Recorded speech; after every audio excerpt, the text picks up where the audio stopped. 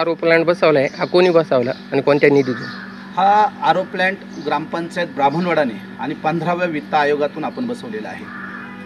त्याची जे आपले ग्रामस्थ आहे त्यांना त्याचा लाभ कशा पद्धतीने मिळणार आहे? ग्रामस्थांना आपल्याला आताच सांगितलं मी का सर्वसाधारणपणे आपण गावात इतरत्र फिरत असतो, 1 लिटर पाण्याची बाटली आपल्या बरोबर असते, 5 रुपये टाकलं तर 5 लिटर पाणी व्हायला जाईल म्हणून 1 रुपयात 1 लिटर का जे पाणी बाहेर आपल्याला 10 रुपयात मिळतो, किमान 10 ते 15-20 रुपये खर्च करायला लागतात.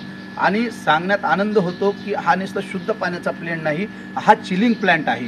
आपल्याला वातावरणानुसार पिण्यात जे योग्य टेम्परेचरचं पाणी लागतं, उन्हाळ्यात आपल्याला थोडंसं थंड पाणी लागतं, मग ते सर्वांच्या आरोग्याला जे हितकारक असेल ते त्या पद्धतीने त्याला चिलिंग प्लांट पण आहे. चिलिंग प्लांट आहे त्या पद्धतीने चिल्ड, म्हणजे अति चिल्ड नाही. आपण फ्रीजमध्ये पाणी ठेकलो ते एकदम अचानक अति चिल्ड होऊन जातं, ते आपल्याला पिता येत नाही. परंतु आपणा सर्वांच्या आरोग्याला ज्या टेम्परेचरची गरज आहे त्या टेम्परेचरचं पाणी आपण या आरो मार्फत सर्वांपर्यंत 1 रुपयात 1 लिटर पाणी, 1 रुपयात 1 लिटर, 5 रुपयात 10 लिटर. आणि म्हणजे ते कॉइन त्याच्यामध्ये टाकायची 1 रुपये 5 रुपये. अजून दुसरी एक सिस्टीम आपल्याकडे आहे, आपल्याकडे कार्ड आहेत ग्रामपंचायतमध्ये, ते कार्ड आम्ही आपल्याला देणार आहे ग्रामस्थांना.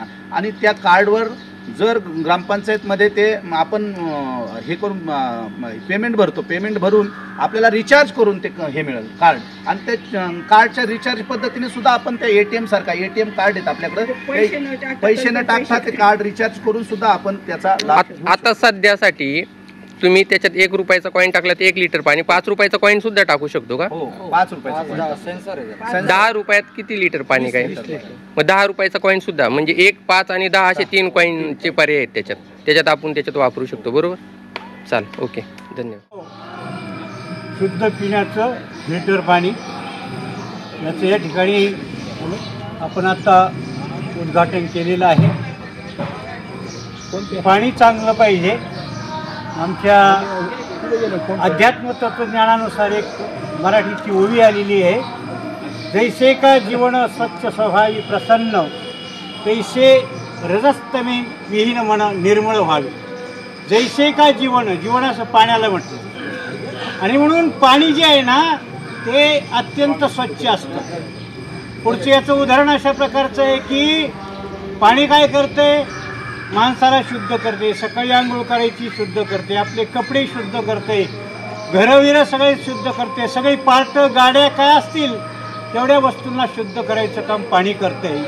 म्हणून जीवन ज्यांना म्हटलेलं आहे, जीवन आत्म्यालाही जीवन आहे, सजीव सृष्टीला जीवन आहे आणि जडवस्तूला सुद्धा ते चांगल्या प्रकारचं आहे. आणि म्हणून जैसे का जीवन स्वच्छ स्वभावी प्रसन्न, स्वच्छ. आणि पाण्याचा स्वभाव कसा आहे, प्रसन्न आहे, आपल्याला प्रसन्न करतो. आपण एखादा नाला चांगला नितळ पाण्याने वाहत असेल बघितलं तर आपल्याला कसं वाटतं, आनंदी वाटतं, काय स्वच्छ पाणी आहे, काय निर्मळ पाणी आहे. तर अशा प्रकारचं पाण्याचा स्वभाव तसा आहे. आता माणसाच्या बाबतीत आता इथे विषय झाला होता मागाशी, यंत्र काम करते माणसं करत नाही. तैसे रजस्तमी विहीन मन. रज असं 3 गुण आहेत अध्यात्मामध्ये, सात्विक, राजस आणि तामस. रज म्हणजे एक प्रकारचा विषय, आणि म्हणून विषय अनेक प्रकारचे असतात. याच्यामध्ये विषयाचं वर्णन केलं की चांगले विषय घ्यावेत. आजच्या कलियुगात जर आपण बघितलं तर विषय लंपट लोक बरेचसे झालेले आहेत आणि त्याच्यामुळे बऱ्याचशा प्रकारचे महिलांचे घात केले जातात. आणि म्हणून रजापासून बाजूला झालं पाहिजे, तमापासून. तम म्हणजे तामसी गुण, हा अत्यंत माणसाच्या जीवनाला घातक आहे. आणि म्हणून तामस जीवन नसलं पाहिजे. एखाद्याला आपण बोललो की त्याला राग येतो. एक क्रिकेटची मॅच असते, चेंडू टाकणारा बंपर टाकतो, वाईट टाकतो, त्याला लागेल असा टाकतो, त्यावेळेला फलंदाजाची एकाग्रता संपते आणि तो मारायला जातो आणि कॅच आऊट होतो. हा संयम जर नसला जीवनामध्ये तर तामस गुण आपल्याकडून अंगीकार केला जात नाही. आणि म्हणून खऱ्या अर्थाने या ठिकाणी सात्विक बनायला पाहिजे, चांगलं बनायला पाहिजे, स्वच्छ बनायला पाहिजे. आणि म्हणून ही पाण्याची उपमा या ठिकाणी मी दिली. पाणी आताच्या काळामध्ये स्वच्छच असलं पाहिजे आणि स्वच्छ पाणी पिलं पाहिजे. आता अनेक रोग आहेत, मुतखड्यासारखे, क्षारासारखे अनेक वस्तू तो पोटात गेल्या की त्याच्यापासून त्रास होतो. आणि म्हणून ही ग्रामपंचायतनी आखलेली योजना अत्यंत चांगल्या प्रकारची आहे. आणि म्हणून या सगळ्या सरपंच, उपसरपंच, त्याच्यानंतर त्यांची कमिटी आणि गावातल्या चांगल्या लोकांच्या सहकार्याने हे तयार झालं. आणि म्हणून मी या ठिकाणी त्यांना शुभाशीर्वाद देतो, शुभकामना व्यक्त करतो. चांगल्या प्रकारची गावात कामं करावीत अशी त्यांना प्रेरणा देतो. आणि माझ्या हस्ते उद्घाटन ठेवलं. मी महिनाभर काही घरी नव्हतो, यांनी माझे ते नाव टाकले आणि माझ्या मोबाईलला रेंज नसल्यामुळे 2 दिवस काय आमचा संपर्क झालेला नाही. काल मला समजलं, मी सुभाषला फोन केला आणि त्याच्या कॉन्टॅक्ट झालं. म्हणून मी वेळेला हजर आहे तुमच्या. आत्ताच्या 9:30च्या गाडीने या ठिकाणी आलो आणि आपलं हे माझ्या हस्ते हा कार्यक्रम ठेवला. म्हणून मी ग्रामपंचायत, त्यांचे सदस्य, सरपंच, उपसरपंच या सर्वांचे आभार मानतो आणि माझ्या 2 शब्दांना विराम देतो. आज आपल्या ब्राह्मणवाडा गावामध्ये आपली जुनी जी ग्रामपंचायतची चावडी आहे विठ्ठल मंदिरासमोर, या ठिकाणी आपण आरो प्लॅन्ट, शुद्ध पिण्याचं पाणी या प्लॅन्टचं आपण या ठिकाणी आमच्या सर्वांचे मार्गदर्शक, आमचे प्रेरणास्रोत आणि जे आम्हाला अगदी आम्ही लहान असल्यापासून ज्यांच्या मार्गदर्शनाखाली आमची वाटचाल चालू आहे, ते आमचे आदरणीय गुरुवर्य महंत फाटेबाबा यांनी आमच्या विनंतीला मान दिला आणि आम्ही अगदी बाबांनी सांगितल्याप्रमाणे न विचारताच बाबांचं उद्घाटनासाठी नाव टाकलं होतं.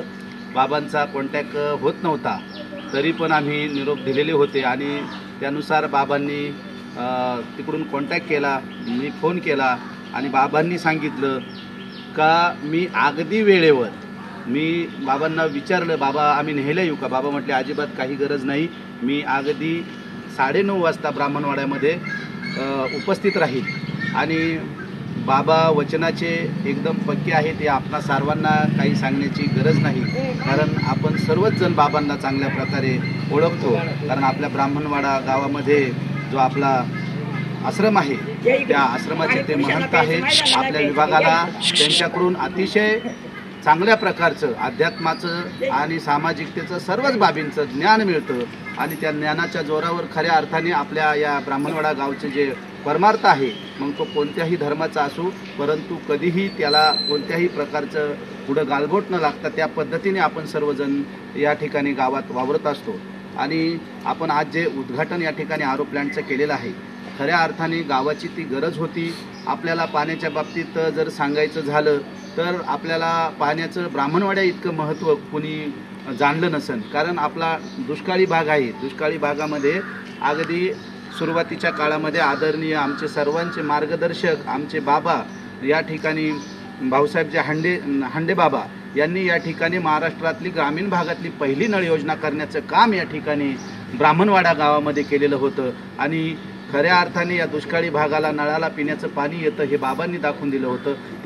त्यानंतर जसं जसं विकास होत गेला त्या पद्धतीने ज्यांनी सर्वांनी कार्य केलं, मग त्यामध्ये LB आरोटे असतील, रामदासजी फलके असतील, चव्हाण मामा असतील, सर्वांनीच प्रत्येकाच्या काळामध्ये पाण्यावर चांगल्या पद्धतीने काम केलं. म्हणून आज आपण पाण्याच्या बाबतीत जर सांगायचं झालं तर या ठिकाणी आपण कुणावर निर्भर नाही आणि चांगल्या पद्धतीचं पाण्याचं नियोजन इथं ग्रामपंचायत ब्राह्मणवाडा करत असते. आज जरी मी गावचा सरपंच असलो, उपसरपंच असलो, आम्ही जरी काम करत असतो, त्यामध्ये रवी आहे, शिवाजी आहे, परंतु ह्या कामामध्ये पूर्वी केलेल्या सर्व माणसांची कामं अगदी महत्त्वाची आहेत. आणि म्हणून आपल्याला आता आपण थोडं पाण्याच्या बाबतीत स्वयंभू झालेलो आहे, परंतु शुद्ध पाण्याची जी कमतरता होती, सर्व देश बदलला आहे, राज्य बदलले, गावं बदलत चाललेत. आता पहिल्यासारखी हे राहिलेलं नाही का विहिरीचं पाणी प्या, कुठं ओढ्यांचं कुठून पाणी आणा. शुद्ध पाण्याची गरज, कारण आजारांचं आपल्याला माहीत आहे, वेगवेगळे आजार येतात. आता एक स्वाईन फ्लू सारखा भयावह आजार या देशाला ग्रासून गेलेला आहे, त्यामधून देखील देश सावरलेला आहे. परंतु शुद्ध पाणी हे प्रत्येकाच्या घरापर्यंत पोहोचलं पाहिजे.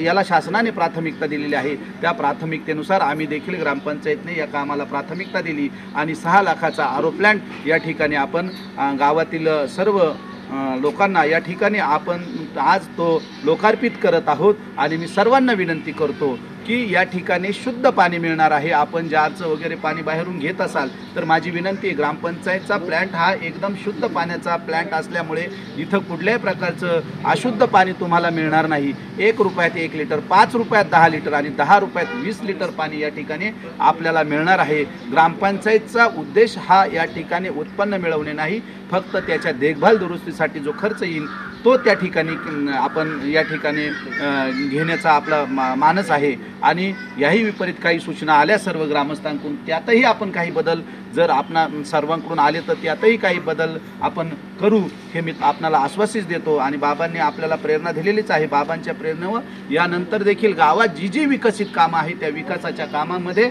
आम्ही कुठल्याही प्रकारचं राजकारण किंवा कुठल्याही प्रकारच्या इतर गोष्टी मनात न आणता किंवा कुठल्याही विकास कामाला निर्भयपणे सामोरं जाऊ, परंतु गावातील प्रत्येक माणसांचा विकास केल्याशिवाय या ठिकाणी बाबा आपल्याला शब्द देतो की प्रत्येक गावचा आणि प्रत्येक माणसाच्या विकासासाठी जे जे लागेल ते करण्याचा आपल्या तुमच्या वतीने सर्वांना मी शब्द देतो. आणि तुमच्याच आशीर्वादाने पुढील देखील अशाच पद्धतीने गावात आम्ही कामं करू, अशा पद्धतीने इच्छा व्यक्त करतो.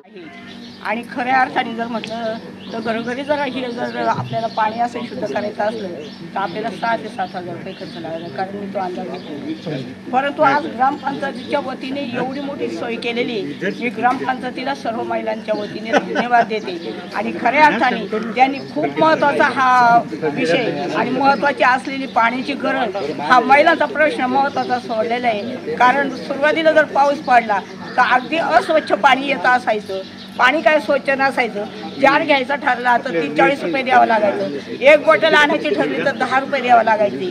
परंतु आज मी खऱ्या अर्थाने या ग्रामपंचायतीला सर्व महिलांच्या वतीने, ब्राह्मणवाडा महिलांच्या परिसरातल्या महिलांच्या वतीने धन्यवाद देते की अशीच कामं तुम्ही विकासाची पुढील बी करीत राहा. आमची जरूर तुम्हाला पाठिंबा जाहीर राहणार आहे. तुम्ही काही काळजी करू नका, फक्त विकासाची कामं करीत राहा.